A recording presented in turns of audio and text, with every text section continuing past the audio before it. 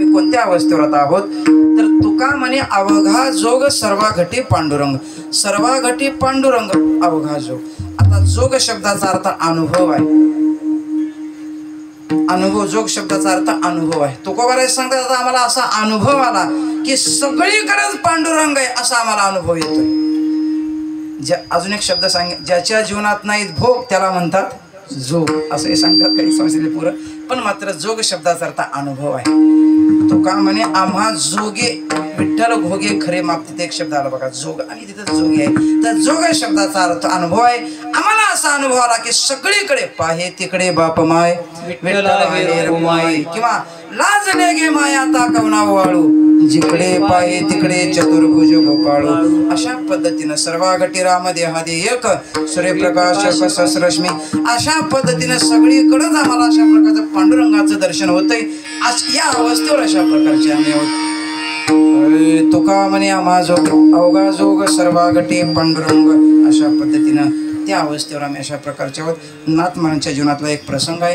एक दंडवत स्वामी म्हणून होऊन गेले महाराज, ते कोणालाही पाहिलं की दंडवत घालायचे, कोणालाही पाहू द्या, माणसालाच पाहिलं की असं नाही, एखाद्या प्राणी जरी समोरून आला तरी मला त्याला असं दंडवत घालायचे, का देव समजून घालायचे, प्रत्येकात त्यांना पांडुरंगाचं दर्शन व्हायचं, देव समजून सर्वांना दंडवत घालायचे। एके दिवशी महाराज गावामध्ये गाढव मेलं, ते गाढव मेलं, लोकांनी ते गाढव वडीत वडीत आणून गावच्या बाहेर टाकलं, गाढवांना गावच्या बाहेर टाकलं। मला ते दंडवत स्वामी तिकडनं आले, त्याने त्या मेलेल्या गाढवाला पाहून दंडवत घातलं, मला ते गाढव उठून पळालं महाराज, मेलेल्या गाढवाला, पण याने काय भावनेने टाकलं याच्यामध्येच काय माझा काय आहे, देव आहे या भावनेने महाराज त्यांनी त्या गाढवाला दंडवत घातला आणि त्याच्या चेतना आली, ते उठून पळालं। नाथ महाराजांचे कळालं नाथ महाराजांना, मग नाथ महाराजांनी त्यांना सांगितलं स्वामी बस झालं म्हणले, आता तुमचा अवतार कार्य संपले, आता असं करू नका, कारण सृष्टीच्या विरोध आहे, मरणाऱ्याला मरू द्या जगणाऱ्याला जगू द्या, कारण मेलेले जर जिवंत होत असेल तर हे सृष्टीच्या विरोध आहे, आता तुम्ही थांबवू नका, तुम्ही समाधी घ्या। नाथ महाराजांनी त्यांना सांगितलं, कोण आहेत माहिती आहे का दंडवत स्वामी, नाथ महाराजांच्या अंगावर जे 100 वेळा थुंकले बघा, यौवन अंगावरी थुंकला, प्रसाद देऊनी मुक्त केला, नाथ महाराजांनी तिथं आशीर्वाद दिला आणि ते ही अवस्थेवर त्या पुढच्या काळामध्ये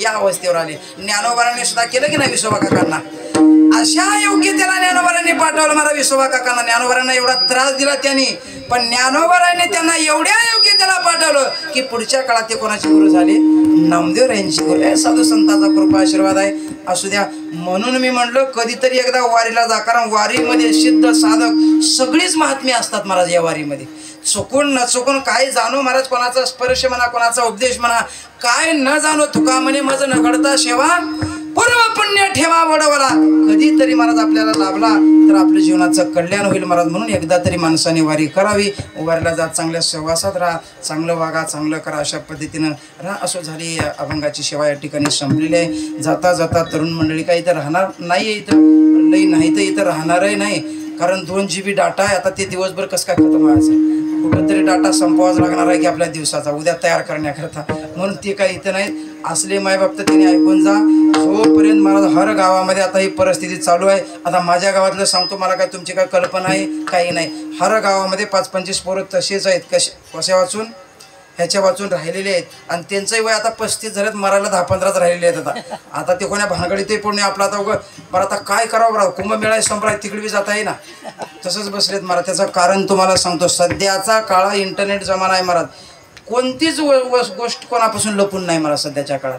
म्हणून तरुण पोरांनी जोपर्यंत आपलं जमत नाही तोपर्यंत त्या भानगडीत पडायचं नाही, कोण्या ह्या भानगडीत जायचं नाही, जोपर्यंत होत नाही, झाल्यावर एकदा लपून चपून का चालणार नंतर, पण अगोदर त्या भानगडीत जाऊ नका। जर मर्दा गेले रे गेले, काही अशा प्रकारचं आपलं राहणार नाही। फार फार फार एक गांभीर्याची गोष्ट आहे, बघा तुम्ही विनोदवारी घेऊ नका। तुम्हाला एक सांगू जाता जाता आप्पा, पोरं पोरीले मुलीला पाहण्याकरता ते येतात बघा, लोक आता येतात की पाहण्याकरता, मुलीला पाहण्याकरता ते फोटो काढतात बघा। आता एक पद्धत निघाली बा, फोटो काढायची, फोटो काढून घेऊन चालत, मग ते फोटो कसं काय काढतात माहिती आहे पोराचं, आता माझं जमले म्हणून तुम्हाला सांगतोय, मला माहिती आहे थोडं झालंय माझं। ते फोटो का काढतात माहिती आहे, ते फोटो काढून नेऊन त्या दुकानदाराला दाखवले, त्या बारवाला हे आलतं का म्हणल्या दुकानात कधीतरी, म्हणजे सोबत तरी कोणाचे आलतं का म्हणल्या, आणि त्याने जर दुकानदाराने आलतं म्हणलं की नाही, मग ते इकडे येणार, तुम्हाला फोन मिस कॉल सुद्धा देणार नाहीत पुन्हा, मग ते आजी वारली म्हातारी वारली असं म्हणतात।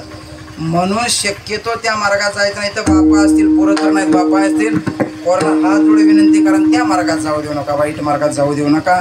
कोणाचंही कल्याण झालं नाही. असो, मी तुमच्यातलाच आहे म्हणून तुम्हाला, तुमच्यातला म्हणजे याच्यातला नाही, एक तुमच्या वयातला आहे म्हणून मी तुम्हाला सांगून चालू. असो, झालेली सेवा ज्ञानोबा आहे, तुकोबा आहे, दादासाहेबांच्या चरणी सेवा समर्पित तुकोबारायांचं मंदिर या ठिकाणी होत आहे. हळूहळू अशा प्रकारचं तर ते पुढं होत जाईल कार्य.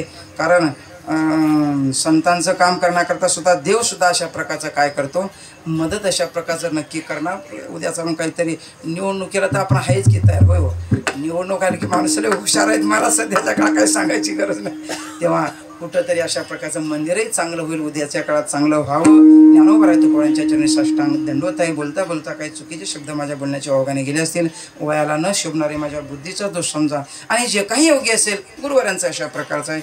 सगळे आदरणीय मोठी अशा प्रकारचे मंडळी आहेत, महाराज आहेत, तुम्ही आहे, आप्पा आहेत, आधी सर्व सगळे अशा प्रकारचे ज्येष्ठ श्रेष्ठ मंडळी आहात.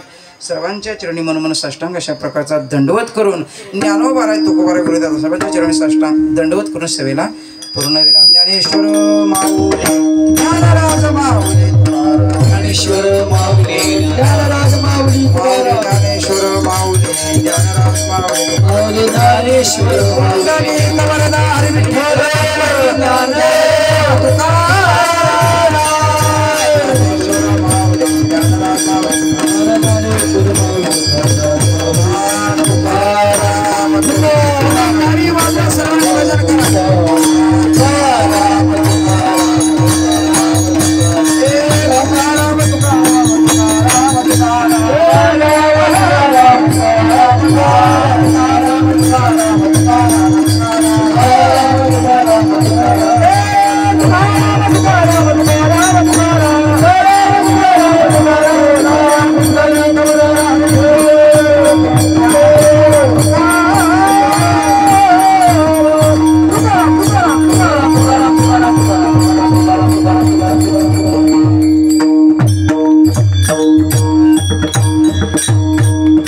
कळस